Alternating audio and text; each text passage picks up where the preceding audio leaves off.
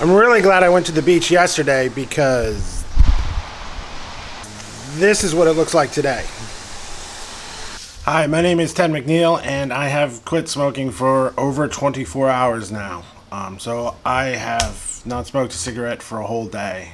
If you're following along the series, you're wondering why on my second day of quitting smoking video, I'm talking about 24 hours. Well, when you actually quit, you're starting at 0.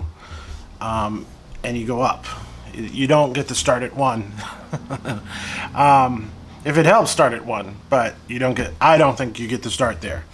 Thought I'd just go over real quick what happens after you quit smoking. Within 20 minutes of smoking the last cigarette, your blood pressure drops to a normal rate, your pulse rate drops to a normal rate, and the temperature of your hands and feet increases to normal. About 2 hours after not having a cigarette, you start having withdrawal. I took a lozenge within 2 minutes of getting up out of bed in the morning, so it didn't last that long for me. I did sleep in though. After 12 hours, either carbon monoxide levels in your bloodstream decrease and your oxygen levels increase. Now, why is that? Red blood cells carry oxygen to every part of our body. When carbon monoxide enters the bloodstream, it attaches to red blood cells and prevents oxygen from doing so.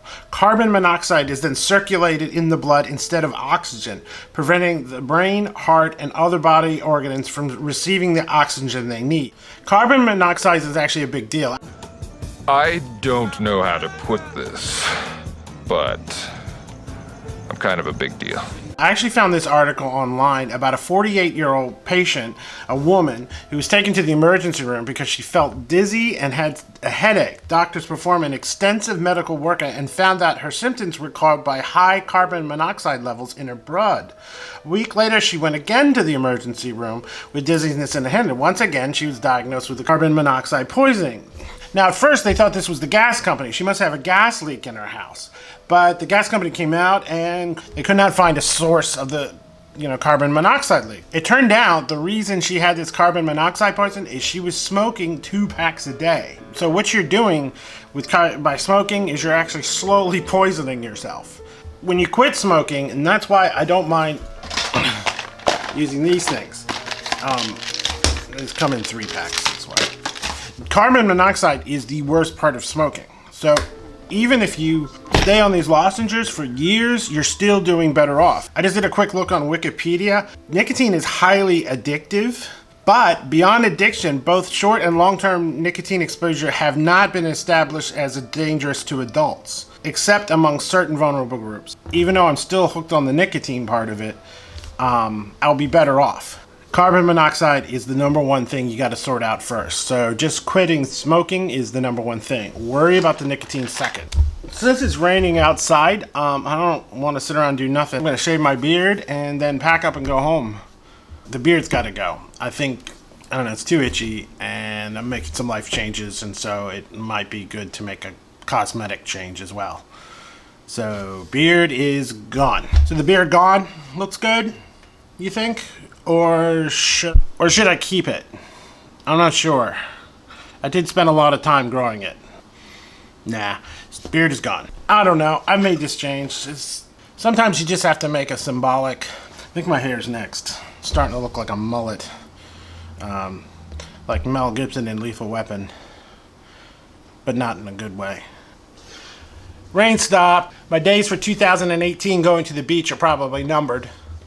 I mean, unless I go fly south or something, but sand's probably mush, but I'm going to check it out anyway. All right.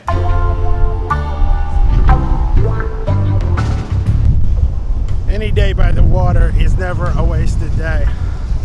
I'm going to go for a big old walk, turn off the camera for a bit. It's kind of crazy having a beach all to yourself.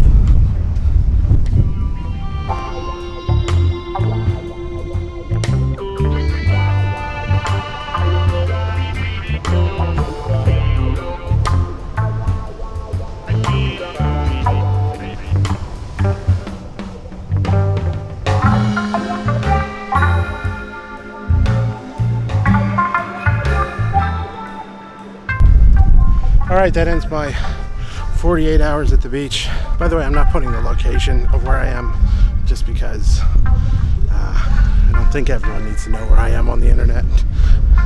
I don't want to know where you are at this exact moment. Alright. Time to pack up and leave.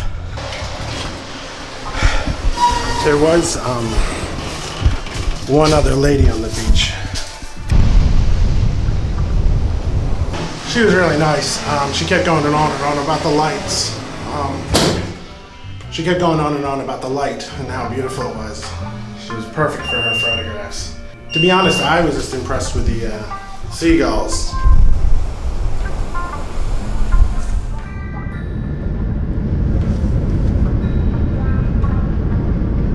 Here I am, I'm on my way back. I guess I'll put the time on the screen, how long it's been since I've quit smoking. Now, for me, the big challenge begins. Tomorrow I go back to work. I hit my routine again. By the time I get back to work, I will have not smoked for 48 hours. This guy in front of me is driving pretty slow for some reason. It does feel weird driving without smoking cigarettes for this long. This trip is over 100 miles. Maybe I'll put that up on the screen, what that trip is. But during that time, just out of sheer boredom, I probably would have smoked, I don't know, 3 or 4 cigarettes. A whole bunch of stoplights coming up. I'll stop recording. And I'm home.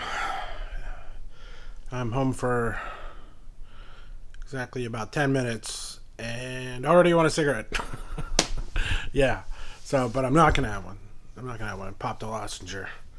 Well, I will pop a lozenger in about 2 seconds as soon as I'm done this. Pro tip, if you go on vacation, make your bed before you leave. It's awesome. That means when you get home, you can just crash. Pro tip.